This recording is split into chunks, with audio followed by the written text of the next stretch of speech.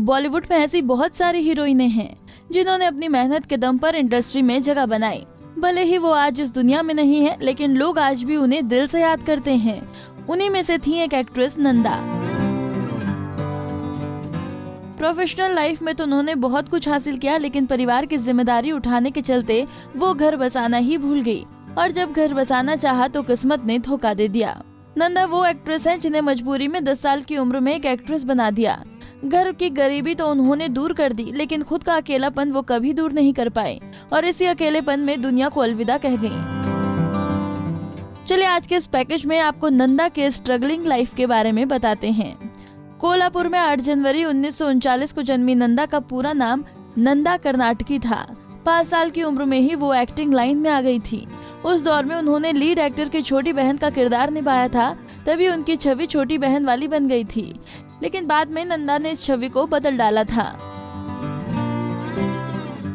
जब जब फूल खिले, गुमनाम, प्रेम रोग जैसी हिट फिल्मों में काम करने वाली नंदा की फिल्मों में एंट्री की कहानी बड़ी दिलचस्प थी।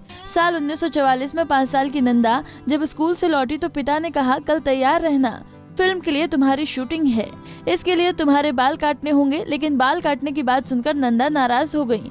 दरअसल नंदा के पिता विनायक दामोदर कर्नाटकी मराठी फिल्मों के मशहूर अभिनेता और निर्देशक थे। जब बाल काटने की बात आई तो उन्होंने कहा, मुझे कोई शूटिंग नहीं करनी।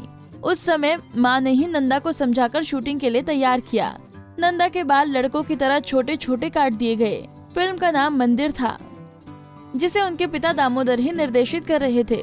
बदकिस्मती से फिल्म पूरी होती इससे पहले ही नंदा के पिता का निधन हो गया।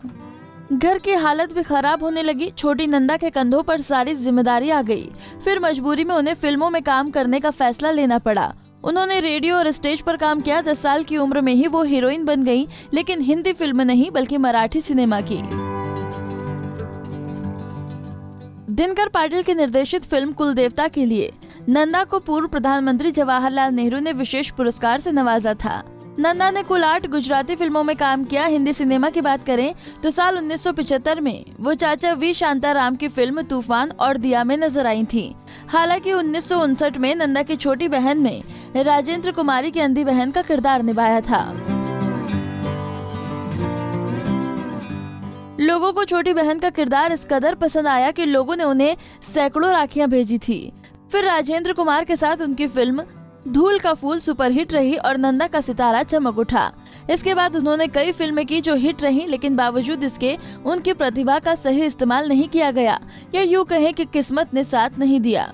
उन्होंने फिल्म इत्तेफाक में नेगेटिव रोल निभाया और नया नशा फिल्म में एक ड्रग एडिक्ट को लेकर फिल्म फ्लॉप रही। नंदा ये जान गई थी कि अब उनका समय खत्म हो गया था। पर्सनल लाइफ में नंदा अकेली ही रह गई थी, क्योंकि जिम्मेदारियों के बीच वो खुद के लिए समय नहीं निकाल पाई थी। डायरेक्टर मनमोहन देसाई से बेपनाह मोहब्बत करने वाली नंदा कभी अपने प्यार का इजहार ही नहीं कर पाई, और मनमोहन ने किसी और से शादी कर ली। मनमोहन की शादी के बाद नंदा तन्हाई और गुमनामी के अंधेरे में खो गई थी। मनमोहन अपनी मैरिड लाइफ में बिजी हो गए, लेकिन कुछ समय बाद उनकी पत्नी का निधन हो गया। इसके बाद मनमोहन ने फिर से नंदा का नाम मोहब्बत का पैगाम पहुंचाया।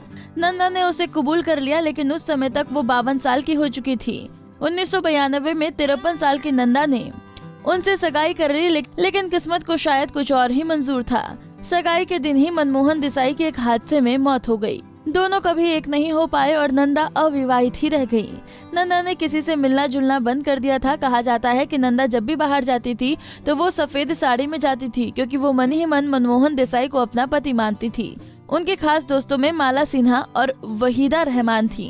नंदा के भाई जयप्रकाश विनायक ने एक इंटरव्यू में कहा था कि तकरीबन 12 साल के रिश्ते के बाद दोनों ने 1992 में सगाई कर ली थी, लेकिन इसके 2 साल बाद ही 1994 में मनमोहन देसाई की अपार्टमेंट की बालकनी से गिरने से अचानक मौत हो गई। नंदा को मौत का गहरा सदमा लगा और इसके बाद वो अकेली रह गई। उन्होंने किसी और से शादी नहीं की। आगे उन्होंने बताया कि मनमोहन शादीशुदा थे और उनके बेटे ने नंदा के साथ उनके रिश्ते को बढ़ाने में पिता की मदद की थी। इसके लिए उन्होंने वहीदा रहमान की मदद ली थी। वहीदा जी ने अपने घर पर एक डिनर दिया। डिनर के बाद नंदा और मनमोहन देसाई को अकेले छोड़ दिया। देसाई ने नंदा से शादी की बात की थी, लेकिन शादी की इच्छा अधूरी रह गई। बता दें कि मनमोहन देसाई की मौत के 10 साल बाद 2014 में नंदा की भी हार्ट अटैक से मौत हो गई। दोनों की प्रेम कहानी का एक दुखद अंत हो गया।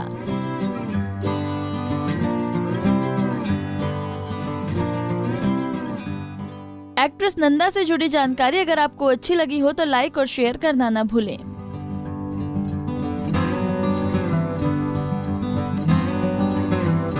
नारी से जुड़ी मोर अपडेट्स के लिए हमारे इंस्टाग्राम को फॉलो, फेसबुक को लाइक और यूट्यूब चैनल सब्सक्राइब करना ना भूलें।